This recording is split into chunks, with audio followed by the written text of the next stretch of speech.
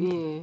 그러면 이 전쟁이 계속되는 한 뭐 호르무즈 해협이 뭐 열어라, 호르무즈 해협을 당장 열어라라고 하는데 이란이 열리는 만무한 것이고요.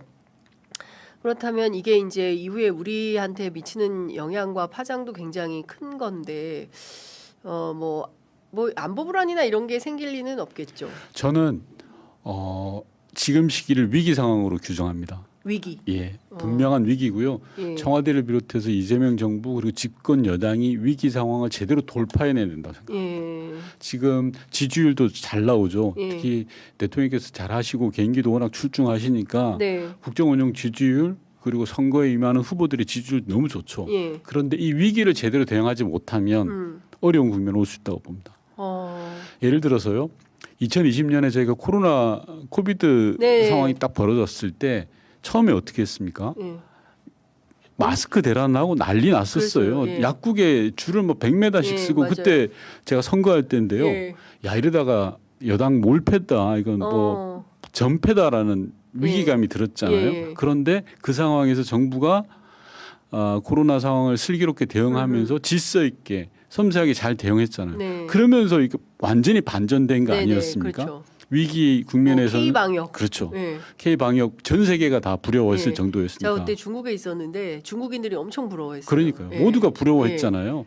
그런 상황을 만들어내니까 압승을 한 거거든요. 2020년 총선에서 총선에서. 역대급으로 압승을 예. 한 게 아닙니까? 예. 지금도 저는 마찬가지라고 생각해요. 지금 상황이 굉장히 좋아요. 예. 그런데 이 위기 국면을 제대로 대응하지 못한다? 예. 라면 쉽지 않죠. 아마 청와대도 그런 걸 많이 느낄 거라고 생각해요. 그래서 대통령께서도 연일 네. 이 비상경제회의. 비상경제회의 주관하시고 예. 야 이건 직접 나서야 돼. 예. 우리가 나서지 않으면 안 예. 돼라는 예. 메시지를 쏟아내시는 게 예. 그런 절박함을 알고 계신다고 생각합니다. 지금 의원님께서는 청와대 8년 계셨기 때문에 네. 지금 청와대 내부가 어떤 상황인지를 누구보다도 잘 아실 것 같은데. 살벌하죠. 저는 그렇게 해석됩니다. 만약에 그렇지 않으면 큰일 나요. 네. 청와대 내에서는 유가라든지 중동 전쟁이라든지 신경 써야 될 변수가 너무 많아요. 그럼 예. 이 변수가 하나하나 다 우리 국내 경제에 직접적 영향을 미쳐요. 예. 예. 쉽지 않아요. 이거 헤쳐나가는 게. 네. 그래서 매일매일 정말 새벽부터 밤까지 골머리 썩으면서 다들 코피 터질 겁니다. 제가 지금 청와대 내부가 코피 터질 네. 거다. 예. 안 터지면 안 돼요. 터지는 게 맞아요. 예.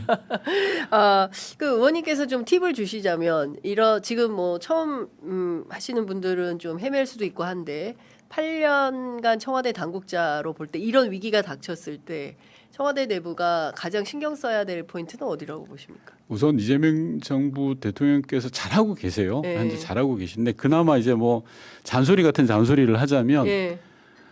제일 중요한 건 상황을 장악하는 거예요. 상황을 장악하는 예, 것이다. 현재 상황을 예. 중동이라든지 미국이라든지 예. 우리 국내 경제라든지 예. 제대로 알아야 예. 처방을 내릴 수 있거든요. 예. 근데 이런 상황일 때 막 허둥지둥하면서 정보 취합도 안 되고 기가 팔랑기가 돼서 이쪽 갔다 저쪽 갔다 예. 그럼 절대 안 되고요. 예.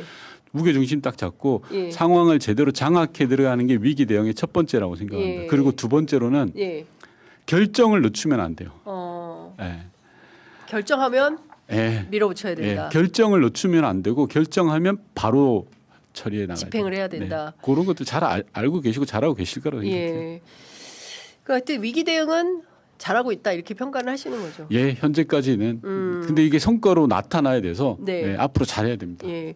근데 지금 언론에서는 끊임없이 특히 이제 그 레거시 미디어를 중심으로 해서 위기감을 좀 증폭시키고 있지 않습니까? 뭐 오늘 보니까 이를테면은 그 뭐 아이들 젖병, 뭐 그다음에 뭐 주사 바늘, 뭐 비닐, 나프타 수급 문제 때문에 이제 그런 우려를 하고 있다. 뭐 시장이 좀 난리다. 이제 이런 평가를 하고 있는데요.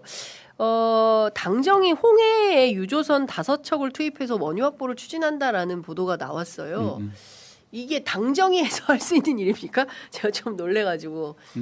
예. 이제 당에서 걱정이 되니까 당정 협의 과정에서 예.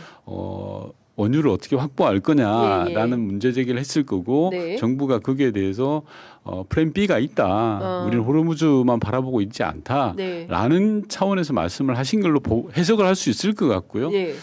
저는 조금 전에도 말씀하셨지만 재래 언론에서 그렇게 위기감을 부추기고 하는 것 자체가 위기 국면이잖아요. 그렇습니다. 예. 이런 상황 관리를 제대로 하는 게 정부의 역할이다. 중요하거든요. 그래서 특히 저는 종량제 봉투 같은 걸 사재기 한다는 게 너무 웃기잖아요.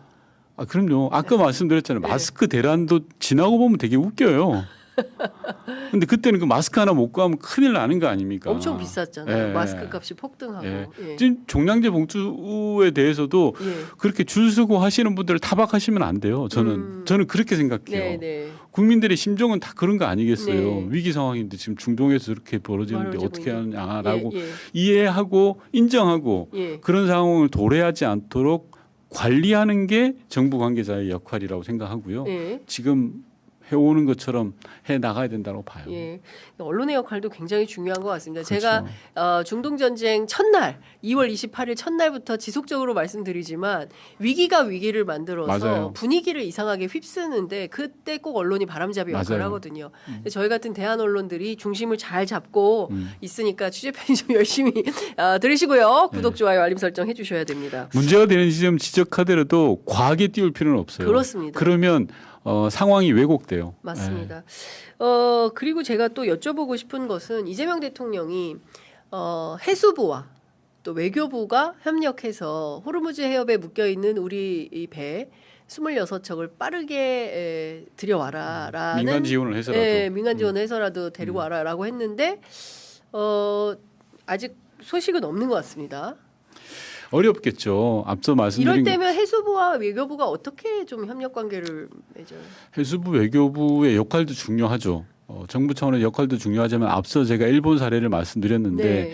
지금은 정부 사이드에서 접근하는 게 별 이렇게 효력이 없는 상황인 거거든요. 이란은 지금 미국과 관련된 것에는 안 돼라는 네. 거잖아요. 예. 이란이 우리나라 되게 좋아해요.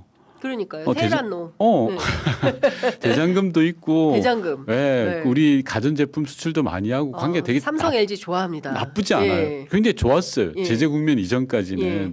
그런 상황이 있음에도 불구하고 이란의 가장 적대적인 국가 지금 상황에서는 미국이잖아요. 그래서 그런 측면에서 보면 정부 대 정부로서 풀어가는 것보다도 민간 사이드에서 푸는 영역들이 저는 필요하다고 보고 네. 대통령께서 해수부하고 외교부가 힘을 합쳐서 뭐라도 해봐라라는 거는 우리 국민들에 대한 책임을 강조하신 거라고 봐요. 그래서 저는 우리 정부가 할 수 있는 가용한 모든 자원들을 총동원해야 되는 상황임에는 분명하다. 예. 그리고 그런 역할들을 지금 하고 있다. 물밑에서는. 네. 그런데 이 물밑에서 하는 걸 끌어올릴 수 있는 상황은 아니거든요. 사실 또 예. 정부 입장에서 좀 그렇군요. 답답하실 거예요. 예. 그러니까 예를 들어 정부가 이란하고 접촉하는 것들에 대해서 어떻게 시시콜콜 보고하겠습니까? 그런 것들도 있을 수 있으니 네. 좀 기다려 주시는 게 어떨까라는 생각 듭니다. 어제 한겨레 신문 일면에 이란의 인도주의적 지원을 네. 하고 또 이제 원유 수급을 좀 검토해보라라는 대통령 메시지가 있었다라는 보도가 나왔는데요. 청와대에서 사실무근이다라는 입장을 밝혔습니다. 쉽지 않아요. 그게 왜냐하면 이란은 북한과 마찬가지로 핵 제재 대상 국가예요. 그러니까 예를 들어서 우리가 이란으로부터 석유를 수입하고 줘야 될 돈이 있어요. 네, 그것도 묵혔었죠. 지난 정부에 그거 주기 힘들었어요. 그러니까요. 예. 예. 그러니까 아직도 못 갔다면서요. 네, 예. 방법이 없어요. 예를 예. 들어서 방금 말씀하신 인도주의적 접근을 하려고 해도 예. 예를 들어 볼게요. 저희가 북한에다가 약을 인도주의적으로 주려고 했잖아요. 그런데 연합사에서 뭘 막았어요? 약을 싣고 가는 트럭을 막았어요. 대북 제재 대상이라고. 이란도 마찬가지일 거예요. 걸어서 갖고 가라는 거예요, 그럼? 개나리 보찜을 지고 사막을 어떻게 지고 갑니까? 그러니까 여러 가지 어려움이 있을 수 있어서 물론 그런 방안들을 검토 안 하는 게 아니라 하고 있을 거예요. 물밑에서는. 근데 그걸 다 오픈해서 공개적으로 보고를 드리기는 대단히 제한된다라는 말씀드려요. 여러 가지로 참 외교안보 어려운 점이 많네요. 그럼에도 불구하고 또 우리 국민들은 또 여기서 살아야 되니까 그럼요. 정부가 좀 지혜롭게 여러 가지 대응책을 마련하면 좋겠다라는 생각이 좀 듭니다. 이분인데요. 의원님 그래도 이거는 꼭 여쭤봐야 될 것 같아요. 정개특위. 정개특위 관련해서 지금 그 선거구획정 계속 늦어지고 있고 진보야 사당이 요구하는 것이 있습니다. 광역의원 비례 확대, 중대선거구제로 전환. 솔직히 말씀드리면 이 자리에서 쟁점이 잘 좁혀지지가 않아요. 그러니까 뭐 이런 말씀 드리면 될지 모르겠습니다. 국민의힘은 정치 개혁에 큰 관심이 없는 것 같아요. 그냥 현행 유지하자, 현행 선거구와 현행 제도로 하자라는 취지이신 것 같고 비유하자면 학업의 뜻이 없어요. 근데 우린 뭐 민주당은 뭐라도 해보자라고 하고 있어서 그 쟁점의 간극을 좁혀가야 되는데 예. 물리적으로 시간이 많지 않다 보니까 예. 안타깝죠. 그렇군요. 그 대북 송금 특검과 관련해서 어제 국정원 네. 그 정보위원회 회의에서도 여러 가지 사실들이 좀 새롭게 나왔습니까? 국조특위에서 이종석 원장 말씀하시는 것 이상으로 더 확인된 게 있습니까? 국조특위에서 말씀하신 걸 확인하는 정도였습니다. 예, 예. 그러니까 간단하게 말씀드리면 국정원에서 여러 자료가 있었는데 네. 자료를 편의상 예. 정리해서 예. 소위 말해서 이재명 대통령을 공격하기 쉬운 자료들만 추려서 줬다라는 게 지난번 국조특위의 그렇죠. 핵심이었잖아요. 네. 어제 내용도 그거였고요. 예. 두 번째는 북한의 리오남이 예. 필리핀에 온 기록은 기록이 없다. 없다. 이것도 뭐 지난번 국조에 예, 나왔던 나왔어요. 이야기라 예. 그 두 가지를 조금 소상하게 네. 국정원장이 보고하였습니다. 그렇습니다. 알겠습니다. 아이고 오늘도 정말 알토란 같은 팩트가 빼곡한 윤건영 의원님과 함께했습니다. 오늘 말씀 잘 들었습니다. 고맙습니다. 맞습니다.